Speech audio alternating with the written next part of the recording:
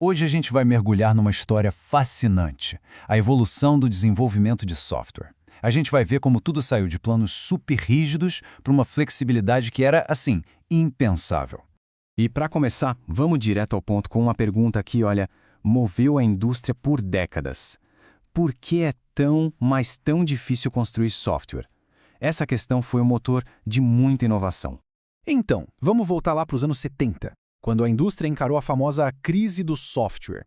Pensa só, o hardware estava evoluindo numa velocidade maluca, mas o software não conseguia acompanhar. Era um caos, um verdadeiro emaranhado que resultou em um monte de projetos falhando. E o que isso significava na prática? Projetos que estouravam o orçamento, que perdiam prazo atrás de prazo, e o pior de tudo, no final das contas, o produto entregue muitas vezes não era bem o que o usuário precisava. Tava na cara que o caos precisava de um pouco de ordem, né? Era urgente encontrar um jeito mais disciplinado de fazer as coisas. E qual foi a primeira grande solução que apareceu? O pessoal olhou para a engenharia tradicional e pensou, peraí, e se a gente fizer igual? A ideia era bem simples, ter um plano super rígido, sequencial, sabe? Um mapa claro do início ao fim. E aí, surge o famoso modelo em cascata. A analogia perfeita é a construção de uma casa.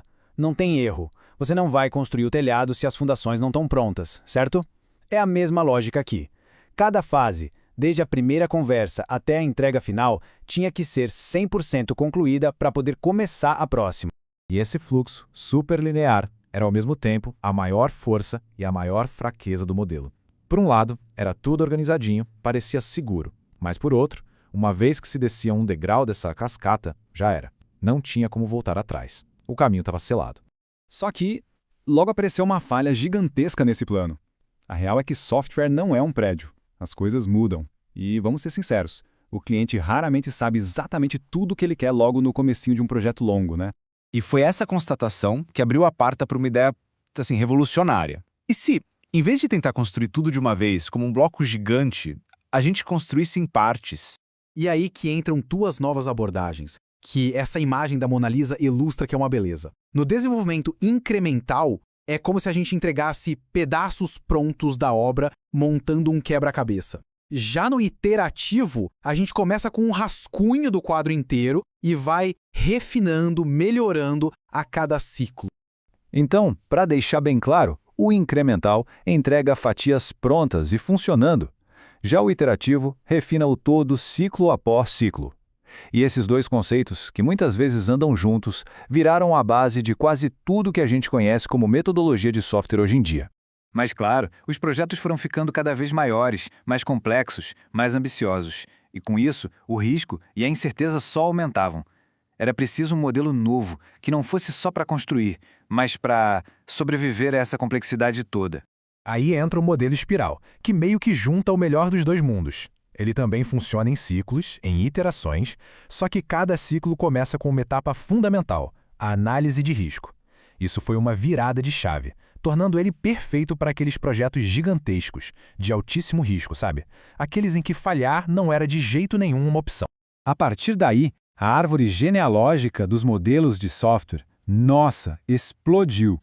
O que era só um caminho retinho, linear, se transformou numa teia super complexa, cheia de possibilidades, com abordagens iterativas, incrementais, evolutivas, de tudo um pouco. Aí vem a próxima grande virada. E essa foi menos sobre um processo e mais sobre uma mudança de mentalidade, de filosofia mesmo. Uma ideia radical. Em vez de lutar contra a mudança, que tal abraçar a mudança? E esse gráfico aqui mostra exatamente por que o ágil mudou completamente o jogo. Nos métodos antigos, tradicionais, o custo para fazer uma mudança lá no final do projeto era absurdo, disparava. O ágil vem e achata essa curva. Ele torna possível se adaptar a qualquer momento, sem que isso signifique quebrar o cofrinho do projeto.